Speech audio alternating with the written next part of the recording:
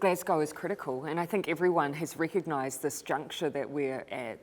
This is the moment where, it will be make or break for those ambitions that we've set around 1.5 degrees, and we know what falling short of 1.5 degrees means for the rest of the world, for ourselves, for our region. Regardless of who is in power in the future, there are now accountabilities that will be set through Parliament that means that you won't see New Zealand easily able to walk away from what we must do. There will be an international bill, regardless of whether or not we're able to reduce emissions substantially domestically.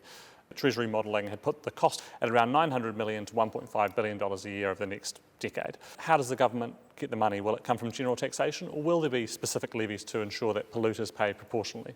So it is hard to know whether or not that much will be required. However, we of course, we have to make sure that we have an understanding of what might be, so that we can factor that into our domestic investment.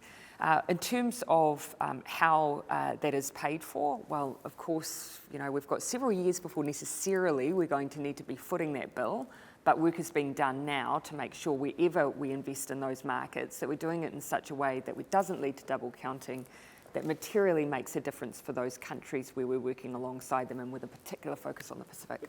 Are you opposed to the principle of polluters having some targeted mechanism whereby they contribute to the cost that's being borne by taxpayers? Well, of course, you can already see within the architecture of our climate architecture in New Zealand that those basic principles apply. The emissions trading scheme, where it's only in recent times that you really have price points within the cost of carbon that's really starting to drive behaviour change, and that will contribute to a reduction overall in our emissions in the longer term. At the same time, you can see that we're embedding that within even the way that we're working with our agricultural sector to incentivise behaviour change. We are in fact the only country in the world that's made a commitment to price and reduce agricultural emissions. So you can see that we do take that principle and that philosophy, but for me, it's not just about this idea of polluter pay, but polluter incentivised to change, because that's the ultimate goal. You don't want a situation where every country around the world is simply purchasing or contributing to that reduction through offshore. You want to see that domestic reduction, because that has to be the goal of climate action, is to see a reduction, not just a payment. Can you tell New Zealanders what life will look like for them in 2030? So many of the things that are actually contributing to our emissions profile at the moment are things that at a day-to-day level New Zealanders may not notice as much, but switching the way that we are producing goods in New Zealand, manufacturing goods in New Zealand, will make a significant difference. So you're fairly hopeful that in those areas of life, those carbon-intensive areas of daily life, flying, driving and farming, New Zealanders might not notice a huge difference? Well, let's talk about transport, because we know that is a big contributor to New Zealand's emissions profile. And one of the challenges that we have is, of course, for most countries, switching up to public transport is something that is already well ingrained in many large city centres. New Zealand, of course, not everywhere is public transport going to make that difference, but where it can, we've invested an extra 40% into our public transport network. But we know that we are a country that is dominated by private vehicle use. That's where the clean car standard and those EV incentives are just so important.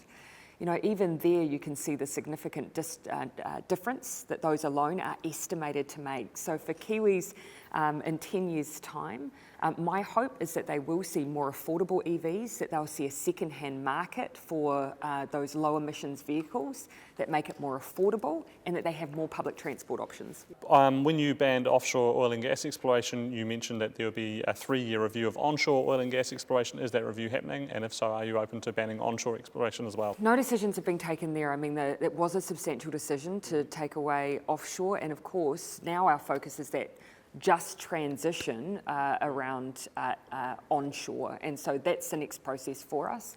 And just transition is at the centre of the work that we're doing, whether it's coal production in New Zealand, but also the future of oil and gas in New Zealand. We know we have to move away from fossil fuels. And do you know if that review is happening? Well, that's a commitment that we've made. We've, of course, have had block offers in between time, but we know that this is a transition that must be made. You've had a lot of feedback about the 100% renewable electricity generation policy, about the cost of it.